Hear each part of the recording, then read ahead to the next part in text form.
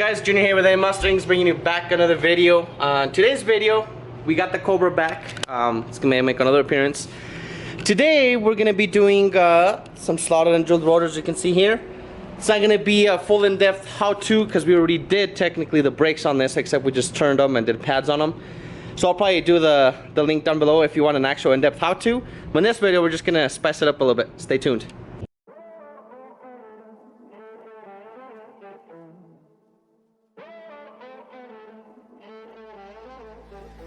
Music bed.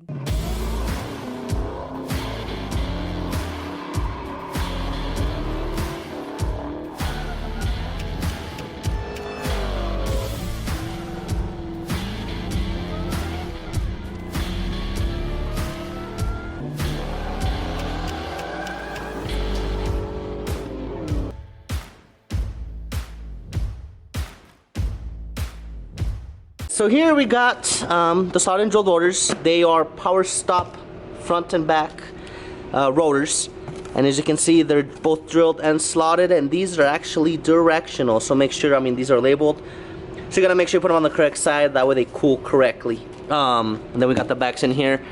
I got these off of Rock Auto. This video is not sponsored by Rock Auto whatsoever. However, it's the best deal that we could find on those. I think it was like $100 for the front and $100 for the back, or something like that. So we're gonna go ahead and get started on this. Obviously, first step, well, we're gonna do the fronts first, or we're gonna jack it up, put on jack stands on the front, and then get to it. So as you can see, we got the car jacked up. Fairly simple on these. If you guys have a Cobra, or I guess a Mach 1, Roush, Saline, Bullet, that comes with the Cobra brakes. It's fairly simple. You guys just take this little clip off, pull this pin out, and then the caliper should essentially come out, and then we're gonna probably tie it over here, and then we gotta take off the bracket, and then the rotor should essentially come out. We have turned these before, like I mentioned, so they should come out fairly easy, but if the rotors have never come off, sometimes they're pretty stuck on here with rust and grime and stuff, so you gotta hit them quite a bit. If you're not, obviously in these cases, these rotors we're not gonna use again, so you can hit them wherever, but if you're gonna use them, you wanna hit here where nothing touches the surface, like the pad. You don't want to mess up the pad surface. So I'm gonna go ahead and take these off. I don't have my GoPro to do a time lapse. If not, I could have put on my forehead too. So I'm just gonna take these off, and then we got the rotor over there. Should be as simple as swap in, swap out. So let's get started with this. Alright, so as you can see, we got the rotor out. As I mentioned, this is the pin, and it's got a little clip. Let's pull it up this way. So there's a little clip you gotta pull out, and then the pin just slides out. So make sure you don't lose these. Try not to break that clip. And there's the caliper bolts, the brackets down there. As I mentioned, the rotor just came out easily. We had already replaced the pads, the rotors we had got resurfaced, and then we even replaced the hubs, so it was fairly easy to get off. But here's a comparison. Obviously, these are shiny, brand new. They're drilled, slotted. You know, they supposed to cool better so they won't warp on you if you do track, and then the drill obviously causes more friction, so it'll stop better, and it adds 50 more horsepower for styling points. So that's why we want to do these. So you just slap this on. When you buy new rotors, these don't seem like they're coated with anything, but you still want to clean them with brake cleaner, because sometimes I know they come coated with oil or something so they don't rust. So I'm gonna go ahead and do that. I got some brake cleaner, clean those off, and then we'll slap them on, and boom, bam, like probably like 20 minutes we're done with this side. All right, guys, as you can see, essentially the pad should have just gone in, but it looks like these rotors are just a tad bit thicker. So, and they sell these tools. I just took one of the pads off, and then you go obviously to tying it, and then it does pressure on both sides, and then that's how it pushes in your pistons there. And then if you want to go the other way to take it out, do that, and then we should essentially be able to put it back in. Alright, one side down. Obviously that looks much better than these rusty original things. So we're gonna go ahead and knock over to the other side. Probably won't from the other side, you get the idea. For the pin, you just slide it in there, and then you put your washer, and then that's your little like U kind of clip it on there. Good to go, bam bam. Obviously if you hadn't have done your pads, I would probably do your pads and stuff, but since, like I mentioned, when we first were building this car, we resurfaced the rotors, did the pads, did the hubs, shocks, stuff like that. So I knew with the pads it doesn't need pads. I know my brother was complaining about dust, so we might eventually change those anyways to like a performance like carbon ceramic or something. But they are good to go now. So we're gonna jump on the other side, and probably we'll skip filming that side. You guys get the idea. And then I'll jump on the back side, I'll film that. Because also I know some people are wondering how we got that perfect fitment on those SV Series 1s, and I'll show you guys how we accomplished that on an SN95. Alright, so we got both front sides done. As you can see, that looks way nicer. You know, they're just nice and polished and match really nice with the wheels and the soldered and drilled, so it just adds a little more, you know, aggressiveness to them. So both front sides are done. I did do this side, and you get a sneak peek of why that fitment's perfect. So now we're gonna film this side.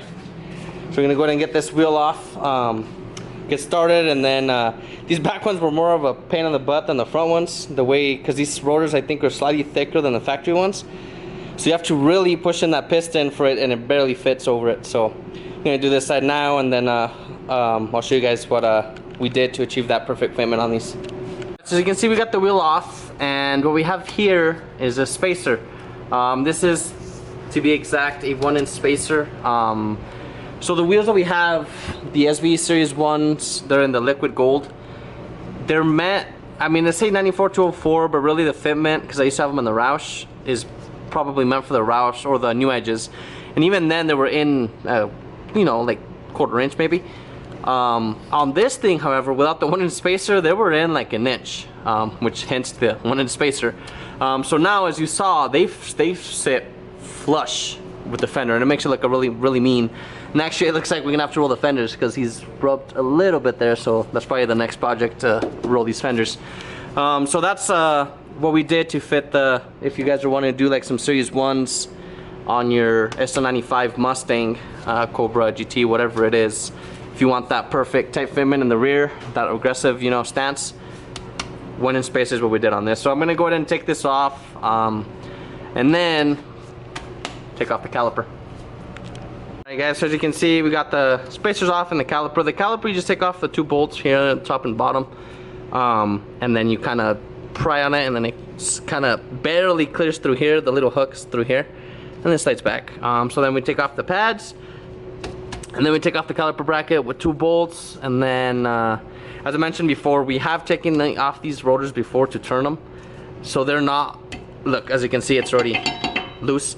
So if you guys have never done your brakes, or it's been a while, or if you live somewhere where there's a lot of humidity, then you might need to, like I said, show them some encouragement to come out of there. So I'm gonna go ahead and take these off, and then well, the pads and the bracket, and then we'll slide on them new ones, which are right here. Alright, so the back side's all done. Same thing, this one took me a while. It's just, I think it's just a tad bit thicker, so it barely snug, and you gotta make sure it's straight. If not, those caliper bolts don't get on there. So we got it on there. It looks way nicer than those old ones. I think we already got rid of them because they were all rusty, especially here in the center. So now it just kind of clean. So we're gonna go ahead and throw that wheel on, and then we'll show you the finished product and give you an update on this car. We've done a couple of little things here and there that we haven't filmed. I think I've just done like YouTube shorts, so I'll show you guys that in a little bit. I got that wheel back on. As I mentioned before, that fitment's pretty much perfect. I mean, it sticks out barely a tad, but from the back, it looks really mean and aggressive, even those being 285, so it looks pretty thick. Gotta say, with the rotors, looks way better. And remember guys, these add 50 horsepower because they look fast. And then we got the fronts. Looks real nice. Alright, so then here's the Cobra. I'll do a card above. From when we first got this thing, we got it and it was rough. We also found some mice in there, poop, and we did the carpet, so we painted it. My brother did the headlights, fog lights, we did a video on the cowl vent, so everything's pretty much been gone through at this point. And then the most recent thing that we didn't film a video on is this MGW shifter. This thing, I gotta say, if you guys are looking for an aftermarket shifter, MGW is the way to go. I like the Roush one on the Roush, like the position of the shifter itself, but the way the actual feeling, MGW is the way to go. This one's on the standard handle. So we did that. My brother got some Cobra floor mats. We did some Cobra brake pedals with the little snake on there. Those look pretty slick. And I mean, other than that, that's about it. I mean, the interior, believe it or not, when we got it, wasn't ripped. It was as it sits. Alex and I just replaced the actual channel or bracket, whatever you're gonna call it, because it was messed up, and the foam. So we got a donor one that was messed up, and we switched the upholstery to this one. So that's what we did. But other than that, I mean, this car is solid. Right now, it just needs a wash. But if you guys have any questions, comments, comment down below. Any questions on the car, what's done to it. As far as suspension, it's on some iBox sport lines. The front still has to settle, but the back, as you can see, it rides pretty much really low on there for just being springs. That's what the Roush used to have before the bags.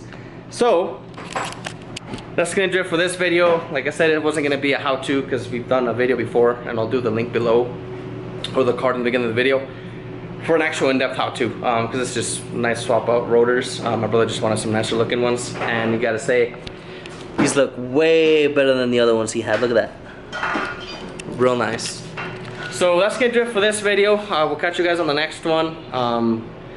I need to give you guys an update on the Roush. I'm gonna probably start tearing that thing apart again. Gotta do some touch up here and there on some stuff. So I'll probably do a video here soon. And if you guys want to see anything else done to the Cobra, or if you guys want any, I guess like an overview of what's done to the Cobra itself, because we filmed the majority of it, but we haven't filmed everything. Let us know below, and we'll catch you guys on the next one. Peace.